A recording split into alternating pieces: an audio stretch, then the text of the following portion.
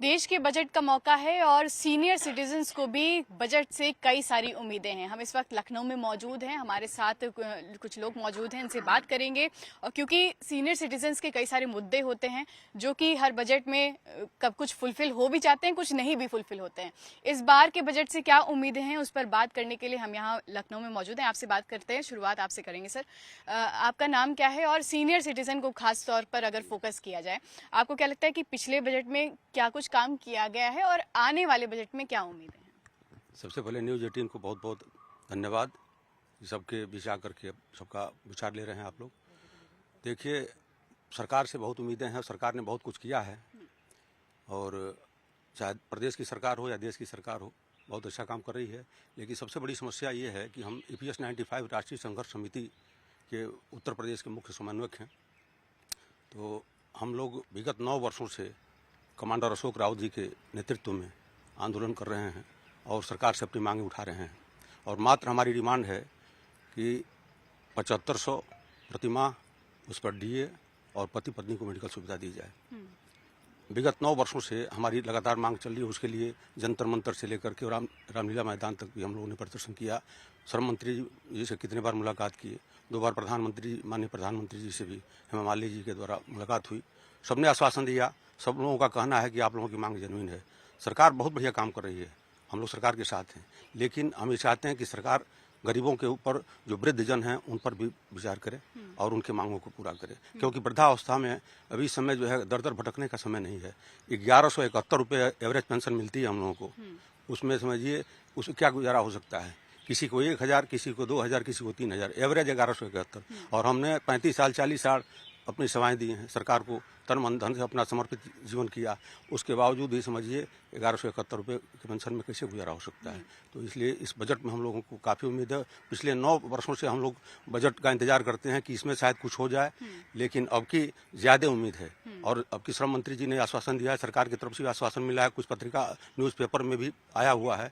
तो हम ये चाहते हैं कि इसमें और सब वृद्ध जनों का आशीर्वाद सरकार ले और वृद्ध जनों के मुख पर हंसी आवे और खुशहाली से जीवन लोग व्यतीत करें। और उसके साथ साथ ये भी चाहते हैं कि जो अभी महिला शक्ति ने कहा कि किचन का सामान सस्ता होना चाहिए, तो भले जो लग्जरी चीज़ें हैं उस पर महंगाई बढ़े, लेकिन जो ज़रूरत की चीज़ें हैं उसको सरकार को ध्यान में रखते हुए उसको सस्ता करना चाहिए। और हमारे EPS 95 राष्ट्रीय संघर्ष समिति के जितने भी हमारे मेंबर्स हैं, उनका पेंशन 7500 DA प्लस पति पत्नी को मेडिकल सुविधा प्रदान करनी चाहिए। इसके साथ साथ आप लोगों को बहुत बहुत धन्यवाद। सरकार का भी बहुत आभार इसके लिए। पेंशन की उम्मीद है इस बजट में, उसको लेकर कुछ आएगा। आप बताइए कि सीनियर सिटीजन्स की क्या मेन मुद्दे हैं जिन पर आपको लगता है कि इस बजट में काफी कुछ आना चाहिए? मैं सुनील त्यागी, एक ब्लॉक इंदिरा नगर में रहता हूं और न्यूज़ 18 का मैं आभारी हूं कि उन्होंने इतना मुख्य मुद्दे पे हम लोगों को बोलने का चांस दिया। हमारा मेन है कि देखिएगा, एक तो क्या है कि जो सीनियर सिटीजन को पहले रेलवे ट्रेन में जब सफर करते थे तो उनको 40% के करीब डिस्काउंट मिलता था, तो उससे उनको काफी सुविधाएं रहती थी। एक तो सरकार ने वो उठा लिया। हम तो चाहते हैं वो डिस्काउंट तो वापस किया जाए, प्लस जैसे प्लस एयर ट्रेवल में भी डिस्काउंट किया जाए। कुछ स्कीम दूसरा, जैसे सरकार जो हमसे टैक्स लेती है, कम से कम सीनियर सिटीजन के लिए ये करेगी 1 टाइम टैक्स, 1 सिंगल विंडो। इधर तो हमसे इनकम टैक्स लिया जाता है, फिर जैसे कोई अगर हम सामान खरीदते हैं तो किसी पे GST लिया जाता है और दुनिया भर के टैक्स हैं, हॉस्पिटल वगैरह जो भी बिल बनता है। तो जब हमसे इनकम टैक्स एक बार ले लिया, आपने एक बार टैक्स ले लिया, फिर आप दोबारा क्यों टैक्स ले रहे हैं? दूसरा, जो सीनियर सिटीजन्स को जैसे SSC है, जो उनकी सीनियर सेविंग स्कीम्स है, उससे 3 महीने के बाद उसका पैसा मिलता है, जबकि हर आदमी को महीने का ले लिए पैसा चाहिए, तो उसको महीने में करे और इस पे इंटरेस्ट को और बढ़ा जाए। जैसे अभी 8.20 है तो उससे भी ज्यादा बढ़ाया जाए, क्योंकि सीनियर सिटीजन का कोई सोर्स ऑफ इनकम नहीं है। खासकर जो लोग प्राइवेट सेक्टर में नौकरी करें, उनका तो इंटरेस्ट ही है ना, पेंशन मिलती है, तो वो इंटरेस्ट भी होना चाहिए। दूसरा, जैसे ये अपना सर्टिफिकेट है, क्या आयुष्मान सर्टिफिकेट है, वो और लोगों को 70 साल तक कितने बुजुर्ग रहते हैं, तो उसको जब आदमी रिटायर होता है 60 साल का हो गया, 60 साल के बाद रिटायर हो गया, तो आयुष्मान कार्ड 60 साल से ही देना चाहिए, जिससे कि उसका लोग सीनियर सिटीजन फायदा उठाए। अब 70 साल के तो बहुत मुश्किल हो जाएगा। और बाकी जो सब चीज़, हमारी गैस है, गैस सस्ती होनी चाहिए, बिजली सस्ती होनी चाहिए, जो हमारी दैनिक उपयोगी की चीज़ें हैं वो सस्ती होनी चाहिए। और खासकर बुजुर्गों के लिए सरकार को अलग से करना चाहिए, जैसे हॉस्पिटल वगैरह में तुरंत उनको एडमिट करना चाहिए। अभी खड़े रहते हैं वहाँ बेचारे, करेंगे ये फॉर्मेलिटी करेंगे, तो ऐसा कुछ होना चाहिए। कोई सीनियर सिटीजन जाए और बीमार है तो उसको तुरंत एडमिट कर ले। पैसे वगैरह की बात तो सब, पैसे तो सब दे ही देते हैं, लेकिन उसको रिलीफ भी तुरंत मिल जाएगा, कहीं ऐसा नहीं होना चाहिए। तो उस सरकार से उम्मीद है, सीतारमन जी बहुत अच्छा काम कर रही है, मोदी जी बहुत अच्छा काम कर रहे हैं। उम्मीद है कि वो इस साल का अच्छा बजट बनाएंगे, हर साल से अच्छा बजट होगा। और जो हम मध्य वाली जो लोग हैं, हम लोग मिडिल क्लास वाले लोग हैं, उनके लिए एक बजट अच्छा बजट होगा। प्रायोरिटी से जो सीनियर सिटीजन हैं उनकी प्रॉब्लम सॉल्व करनी चाहिए। आप बताइए सर, आपके क्या मेन मुद्दे रहेंगे कि बजट में इस बार क्या होना चाहिए? मैं राजशेखर नागर, EPS 95 राष्ट्रीय संघर्ष समिति का प्रांतीय महामंत्री हूँ। न्यूज़ 18 का बहुत बहुत आभार है, आप हमारी बात उठा रहे हैं। और हम इस पेंशन के मुद्दे पर लड़ाई लड़ रहे हैं विगत 9 वर्षों से। और हमारी जो पेंशन है वो अभी, जैसे हमारे भाई ने बताया था, 1171 रुपये एवरेज पेंशन मिलती है। हमें तकलीफ़ ये हो रही है कि वैसे मैं मोदी जी का बहुत फ़ैन हूँ, योगी जी का भी फ़ैन हूँ, उस पार्टी से भी मेरे को झुकाव है, अच्छा काम कर रहे हैं। लेकिन जब बात आती है कोई बात देने की तो बिल्कुल अड़ जाते हैं कि जैसा भी ये नहीं होगा, वो नहीं मिलेगा, ऐसे नहीं मिलेगा। तो ये बताइए 1171 रुपये में हम क्या कर लेंगे? और ऐसा नहीं कि वो 1171 रुपये कोई महंगाई से जुड़े हैं। मैं 2010 में रिटायर हुआ, डिप्टी फाइनेंस मैनेजर पोस्ट से फाइनेंस कंट्रोलर पर भी मैंने काम किया। मुझे 1898 रुपये आज पेंशन मिल रही है, और वो कैलकुलेशन होता है 95 से। मेरे बाद अगर मेरा चपरासी रिटायर हुआ तो उसको 3,000 या 3,500 मिल रही है, मैं 1898 पा रहा हूँ। उस पर आज तक एक पैसा नहीं बढ़ाया चवन्नी भी। आप हर बार पैसे बढ़ाते जा रहे हैं, अपने टैक्स बढ़ा रहे हैं, अपनी महंगाई बढ़ाते चले जा रहे हैं। हम कहाँ से ला करके दें? अभी मैं देख रहा था हमारे घर पे जनवरी जैसी महीना हुआ, हमारे घर पे जितने भी काम वाली है कि फलाना है कि किराने वाले हैं, सब ने पैसे बढ़ा दी, सब महंगाई बढ़ गई। हमें तो कोई पैसा मिल नहीं रहा, हम इतना भी नहीं कर पा रहे हैं। पहले तो पैसा इतना था कि सिलेंडर भी नहीं आ पाता था घर का। बहुत से लोग ऐसे बेचारे कि उनके बच्चे नहीं सपोर्ट कर रहे हैं, तो वो बिल्कुल स्थिति ये हो गई कि कोई ठेला लगा रहा है, कोई कुछ कर रहा है। तो हमारा कहना ये था कि हम चूँकि निर्मला सीतारमन जी से, प्रधानमंत्री जी से भी 2 बार मिल चुके हैं, उन्होंने आश्वासन दिया, उनका नहीं आपका काम होना चाहिए, जेन्युइन आपकी डिमांड है। तो हमारी डिमांड पे कम से कम बजट में इस बार मनसुख मांडविया जी जो हैं श्रम मंत्री जी, उन्होंने भी आश्वासन दिया है कि इस बार बजट में आपका रखा जाए। मेरा अपना ये कहना है कि इस बार के बजट में निर्मला सीतारमन जी या जो भी हमारे कर रहे हैं वो हमारे बजट में उसमें रखें। हमारे जो भाई 200-250 पर डे की डेथ हो रही, ऊपर चले जा रहे हैं, हम लोग बुजुर्ग लोग हैं, हमारा आशीर्वाद लेंगे, हो सकता है आगे भी उनको सफलता मिले। और अगर बुजुर्गों का थोड़ी हाय लगी तो वो हाय बड़ी ख़राब होती है। मेरा यही कहना है, हमको इस बजट में कम से कम इतना लाभ जरूर दें। और टैक्स हम इनडायरेक्ट वे में सब दे रहे हैं, हमें मिल कुछ नहीं रहा। हम अगर कोई भी चीज़ खाते हैं, किराने का सामान ला रहे हैं, कोई दूध भी ला रहे हैं, कुछ भी ला रहे हैं, हर चीज़ पर टैक्स है, इनडायरेक्ट वे में है, हमें नहीं पता लग रहा है कि हम टैक्स दे रहे हैं। कहीं रेस्टोरेंट पे आप खाना खाने जा रहे हैं, वहाँ भी टैक्स पड़ रहा है, हमें तो नहीं मिल रहा कुछ। हम आज तक मैं इतने साल मैंने नौकरी की, मैं इनकम टैक्स के रेंज में नहीं आ रहा हूँ। इतना कम आपने वेतन दिया, इतनी कम वो सैलरी दे रहे हैं आप। आज HL वाले हमें बता रहे थे जितने भी हैं कि साहब 1 लाख से कम हमारे सैलरी नहीं, और उनको पेंशन मिल रही 1,000-2,000। यहाँ यूपी गवर्नमेंट की अपटाउन थी, इकाई बंद हो गई, उनके यहाँ तो 1,000 भी नहीं मिल रहे हैं। 650, 850, 700, 800 ऐसे बेचारे हर बार आते हैं। इतनी लेडीज आती हैं, बैठती हैं, धरना देती हैं, चली जाती हैं। भूखे मरने की नौबत आ रही है। कुछ लोग भूख से मर रहे हैं, कुछ बीमारी से मर रहे हैं, और कुछ लोग महंगाई से मर रहे हैं। तो हमारा हाथ जोड़ करके निर्मला सीतारमन जी, मोदी जी और मनसुख मांडविया जी, जो भी आप लोग हैं, हमारा आपसे निवेदन है, आप कहेंगे हम आपके चरण भी पकड़ेंगे। कम से कम हमारा EPS 95 का ये हमारी जो डिमांड है 7,500 रुपये प्लस महंगाई भत्ता वो कर दें। हमने उसके मेडिकल के लिए भी डिमांड की थी, मेडिकल का उन्होंने हमारे मियाँ बीबी का तो कम से कम दे। आज आप आयुष्मान कार्ड सबको बांट रहे हैं, वे ना देखे, हमारा आयुष्मान कार्ड भी नहीं बन रहा है सर।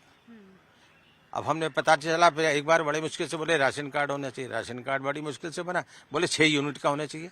अब हम 6 यूनिट कहाँ से लाएं? आज हम मियाँ बीबी हैं 2 भाई बुढ़ापे में। तो ये सब प्रॉब्लम्स हैं, उसको खत्म करें। कम से कम हम उनसे यहाँ पे स्वास्थ्य मंत्री जी से भी 2 बार मिले, तो उनका कोई सेटिस्फैक्ट्री जवाब नहीं मिला।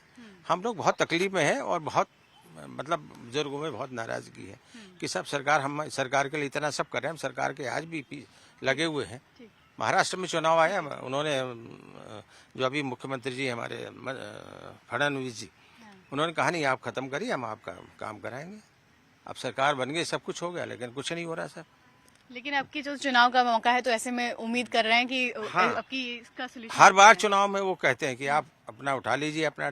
हम लोग जंतर मंतर पे धरना दे जाता है, रामलीला ग्राउंड पे जाते हैं, कहते हैं आप हटा लीजिए, हम आपका काम हो रहा है। हमने ये कहा कि साहब हमारा काम कब होगा ये तो हमें बताइए। आपने सरकारी आदमी के लिए तो बार लगा रखी है कि इस टेबल पे 4 दिन में फाइल हो जानी चाहिए, इस टेबल पे 7 दिन में फाइल हो जानी चाहिए, इस टेबल पे। भाई सरकार के लिए कोई बात नहीं है। आप 8-9 साल से कह रहे हैं आपका काम हो रहा है, आपका काम हो रहा है, कब काम होगा भाई? बिल्कुल, ये मेरा कहना है। बिल्कुल बिल्कुल। सर आपसे भी जानना चाहेंगे कि हेल्थ रिलेटेड इश्यूज होते हैं, खास करके सीनियर सिटीजन में, ट्रैवलिंग में उनको क्या कुछ रिलैक्सेशन मिलने चाहिए? आपको क्या लगता है कि बजट से आपकी क्या उम्मीदें हैं? सबसे पहले तो मैं जो पॉइंट अभी चल रहा था, अभी आप इससे पहले जो कहा गया, मेरा नाम आदित्य बली है, लखनऊ के इंदिरा नगर में वहीं रहता हूँ। पब्लिक सेक्टर का जो एक रोल है नेशन में, वो इतना इम्पोर्टेंट है। उसमें जो लोग कार्यरत हैं, अभी HAL की बात करी नागर साहब ने, इससे पहले और भी आपने देखा होगा पब्लिक सेक्टर यूनिट्स जो है, जैसे BHEL है, BHEL की तरह के जो पब्लिक सेक्टर यूनिट्स है, उनका कंट्रीब्यूशन नेशन बिल्डिंग में कितना ज्यादा है। और उनका आदमी जब रिटायर होता है तो ही इज नोवेयर, मतलब उसको 0 पेंशन से शुरू करता है। वो जो उसका इन्वेस्टमेंट है अपने सैलरी से बचा हुआ, वही उसका जो है फॉल बैक होता है। तो इस पे विचार करना चाहिए। पब्लिक सेक्टर के जो लोग रिटायर हो रहे हैं, वो लोग भी गवर्नमेंट के साथ ही जुड़े थे, उनको जो है कम से कम मिनिमम पेंशन एक एश्योर्ड होनी चाहिए। नंबर 2, जो प्राइवेट सेक्टर से भी लोग रिटायर हो रहे हैं, उन लोगों के लिए भी स्कीम होनी चाहिए कि फिर बुढ़ापे में आपके सहारे के लिए मिनिमम इतना आपको मिलेगा। इसके अतिरिक्त आपने जो बात कही, मैं इस बात से बहुत ही खुश हूं कि गवर्नमेंट ने GST मेडिक्लेम पे काफी कम कर दिया है और कुछ एक केसेस में 0 कर दिया है। ये चीज जो है बहुत ही एक सराहनीय है जो इस गवर्नमेंट की है। मैं ये चाहता हूं कि GST के मुद्दे पे ही एक ये चाहता हूं कि GST के बाद जब आदमी कहीं एडमिट होने जाता है, तो नॉर्मली सीनियर सिटीजन्स को इतनी परेशानी फेस करनी पड़ती है, जबकि वो नॉर्मली बहुत क्रिटिकल स्टेज में पहुंचते हैं हॉस्पिटल। तो एक उस पर भी विचार होना चाहिए कि सीनियर सिटीजन्स के चाहे वार्ड्स अलग कर दें थोड़ा, उसमें संवेदनशील जो नर्सेज और डॉक्टर्स हैं उनको करा जाए पोस्ट। फिर इसके अलावा GST से मुद्दा एक और है जुड़ा हुआ, जैसे आपकी पुलिस फोर्स है, वो पुलिस फोर्स जो है वो they always look upon colonies के जो RWA होते हैं, RWA को कहते हैं कि आप अपना जो है सिक्योरिटी के थोड़ा अरेंजमेंट करिए, हम आपको सपोर्ट करेंगे। हम लोग यहाँ एक RWA चला रहे हैं कॉलोनी में, और जो हमने देखा कि जो टैक्स स्ट्रक्चर है RWA के सिक्योरिटी में, वो इतना है, सबसे ज्यादा 18% लिया जाता है क्या नाम है सिक्योरिटी पे। सिक्योरिटी अब आजकल की इतनी नेसेसरी चीज हो गई है कि आपको कम से कम उसके रैशनलाइज करना चाहिए। अब वो लग्जरी नहीं है सिक्योरिटी एजेंसी। सिक्योरिटी एजेंसी के बगैर तो तमाम कॉलोनी चल ही नहीं पाएंगी। तो उनके जो RWA के टैक्सेस हैं वो कम करने चाहिए, ये मेरा एक मानना है। बिल्कुल। सर आपको क्या लगता है कि सीनियर सिटीजन्स के लिए क्या कुछ इस बार बजट में होना चाहिए? मैं VK श्रीवास्तव, यूपी गवर्नमेंट से रिटायर्ड ऑफिसर हूँ, और बहुत भाइयों ने जो पेंशन के बारे में कहा, खास करके जो बाकी लोगों ने कहा वो निजी सेक्टर या सेमी गवर्नमेंट से हैं, मैं तो गवर्नमेंट में हूँ। हमारी भी यही प्रॉब्लम है कि जो सरकार पेंशन देती है उसमें 33 प्लस सेस वगैरह लगा के 35% तो कट जाता है, 65% मेरे पास आता है। उसके बाद जिस स्टैंडर्ड में हम रिटायर्ड ही है, जिस स्टैंडर्ड में रहते हैं, उस स्टैंडर्ड से हम एक्सपेंडिचर करते हैं, रेस्टोरेंट में खाने जाते हैं 18% वहाँ लग जाता है। तो ये सब मिला के मेरे कैलकुलेशन के हिसाब से 15% हम लोग पास बचता है जो कि हम खर्च कर सकते हैं। तो मेन चीज़ तो ये है कि टैक्स स्ट्रक्चर कुछ सुपर सीनियर सिटीजन जो एटलीस्ट 60+15 के हैं, उनके लिए कुछ होना चाहिए। और हमारा कोई खास मुद्दा नहीं, मेन चीज़ ये है कि हमारे लिए स्वास्थ्य और ट्रेवल 2 चीज़ थोड़ा सस्ता होना चाहिए। क्योंकि सीनियर सिटीजन को साल में 2 बार 3 बार अपने बच्चों को पास जाना पड़ता है, तो जो पहले सुविधाएं जनरल सब आम सीनियर सिटीजन के मिलती थी वो भी अब बंद हो गई। और रिटायर्ड लोग तो अपने पेंशन पे ही डिपेंडेंट थे, उनके लिए तो और दिक्कत होगी। तो एक तो ट्रैवल वाली बात है, दूसरी स्वास्थ्य की बात है। हॉस्पिटलाइजेशन वगैरह में हमारे सुपर सीनियर सिटीजन के लिए कुछ इस तरह से होना चाहिए कि पेमेंट वगैरह बाद में भी करें तो उनका इलाज पहले हो जाए। फिर इनके जो भी एक्सपेंडिचर हैं उस पर कुछ रियायत मिलनी चाहिए। जैसे जो जीएसटी लगता है उसमें कुछ कमी होनी चाहिए। जैसे इतने सीनियर जनरल क्लास के लिए 3 तरह के जीएसटी बनाए उन्होंने, 4 से 3 पे आए। एक सुपर सीनियर सिटीजन के लिए भी उसमें डाल दें कुछ कम करके 5-6% कर लें, तो वही 10% पैसा हमें मिल जाएगा हम खर्च करने के लिए। वरना हम लोग तो इसे 15-20% पे जी रहे हैं। जो भी दे रही है, देखने को तो सरकार बहुत 1 लाख रुपया दे रही है, लेकिन हमारे पास 15-20 हज़ार से ज़्यादा बचता नहीं है जीएसटी वगैरह देने के बाद। तो यही रिक्वेस्ट है, बाकी तो बजट तो बन चुकी है। हमारी बात आप प्रकाशित कर देंगे जनरल पब्लिक के लिए। Thank you. आप बताइए सर कि आम आदमी की निगाहें रहेंगी बजट पर, तो आपको क्या लगता है कि किस तरह से बजट में क्या प्रोविजंस होने चाहिए लोगों के लिए? मैं Saurabh Tripathi self employed person हूँ, और मेरा जो मानना है ये हम यूथ्स का सरकार स्टार्टअप्स पे बहुत ध्यान दे रही है, और सबसे कह रही है कि नौकरियां तो इतनी नहीं है, तो स्टार्टअप्स लोग अपना शुरू कर, अपना छोटा बिजनेस जो भी शुरू कर सकते हैं। मैंने भी शुरू किया, और मेरा जो मानना है कि हम यूथ जो नौकरी नहीं पा पाए हैं और जिन्होंने स्टार्टअप शुरू किया, इनडायरेक्ट वे में हम सभी लोग टैक्सेस दे रहे हैं, लेकिन हम जितने भी जिन्होंने छोटा बिजनेस स्टार्ट किया उनके लिए सरकार की तरफ से ऐसा कोई भी प्रोविज़न नहीं है कि बिजनेस में अनसर्टेनिटी हमेशा बनी रहती है। और हम लोग भी जितना भी इनकम करके जो भी अपना पॉलिसी या इंश्योरेंस जो भी ले रहे हैं वो अपने उस पर है। सरकार की तरफ से मुझे नहीं लगता कि जिन्होंने भी छोटा बिजनेस स्टार्ट किया, स्टार्टअप स्टार्ट किया, सरकार की तरफ से कुछ भी मुझे नहीं लगता कि ऐसे कोई भी प्रोविज़न है कि उनके लिए, उनके भविष्य के लिए, उनके परिवार के लिए कुछ भी पॉलिसीज़ हों सेफ्टी के लिए।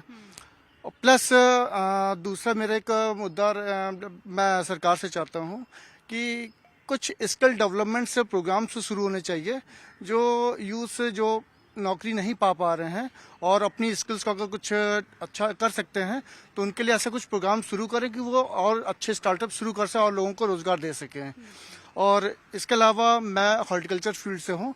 मेरा एक हमेशा से मानना रहा कि देखिए एग्रीकल्चर को तो सरकार किसानों को बहुत रियायतें देने की कोशिश करती, क्योंकि वो हम सबके लिए अनाज पैदा कर रहे हैं। लेकिन मेरा भी मानना है, मैं भी हॉर्टिकल्चर फील्ड से हूँ और मैं भी इन्वायरमेंट के लिए, पर्यावरण के लिए अवेयरनेस क्रिएट कर रहा हूँ लोगों के लिए। हम भी कुछ ना कुछ योगदान दे रहे हैं, लेकिन हॉर्टिकल्चर को एज अ बिजनेस ट्रीट किया गया है, एग्रीकल्चर को एज अ किसानी रियायती के तौर पे दिखाया जाता है। तो मेरा ये मानना है कि हम लोग को भी कुछ ये रियायतें मिलनी चाहिए, जैसे कि किसानों के लिए तो बिजली फ्री है, मुफ्त है, लेकिन हम लोग को कमर्शियल बेस में रखा जाता है। हम भी मतलब हम लोग तो मौसम से लड़के कितनी चीज़ें पर्यावरण के लिए पैदा कर रहे हैं और लोगों को अवेयर कर रहे हैं, लेकिन हम लोग को बिजनेसमैन समझ लिया गया है और किसानों को सिर्फ और सिर्फ मतलब हम लोग को भोजन दे रहे हैं, हम लोग को और भी चीज़ दे रहे हैं। तो मतलब मेरा मानना है कि दोनों को सेम कैटेगरी में रखा जाए, हॉर्टिकल्चर एग्रीकल्चर दोनों की फील्ड को। और हमारे लिए भी जितने भी कुछ इक्विपमेंट्स हैं, हमारे में 18% जीएसटी है, लेकिन एग्रीकल्चर की मैक्सिमम जितने भी इक्विपमेंट्स एग्रीकल्चर इक्विपमेंट्स में 5% जीएसटी हो गई है। तो हमारे भी इक्विपमेंट्स में हमारे भी जो और भी टैक्सेस हैं उनको भी 5% किया जाए या और भी नील किया जाए, क्योंकि हम भी एनवायरनमेंट को सुरक्षित करने के लिए योगदान दे रहे हैं। बिल्कुल बिल्कुल। तो हर वर्ग की, हर एज ग्रुप की अपनी अलग डिमांड है, और खास करके सीनियर सिटीजन्स की अगर बात करें तो टैक्स का मुद्दा है और हेल्थ का मुद्दा है, ट्रैवल का मुद्दा है, कई सारे मुद्दे हैं जिनको लेकर सभी की निगाहें इस बार बजट पर रहने वाली हैं। और उम्मीदें लगाई जा रही हैं कि बजट में इस बार इन सारी चीज़ों को लेकर कुछ बड़ा अनाउंसमेंट हो सकता है, जिससे कि जो मिडिल क्लास है और जो सीनियर सिटीजन्स हैं उनको इससे बड़ी राहत मिल सकती है। कैमरा पर्सन रवि के साथ नितिका दीक्षित, न्यूज़ 18 लखनऊ।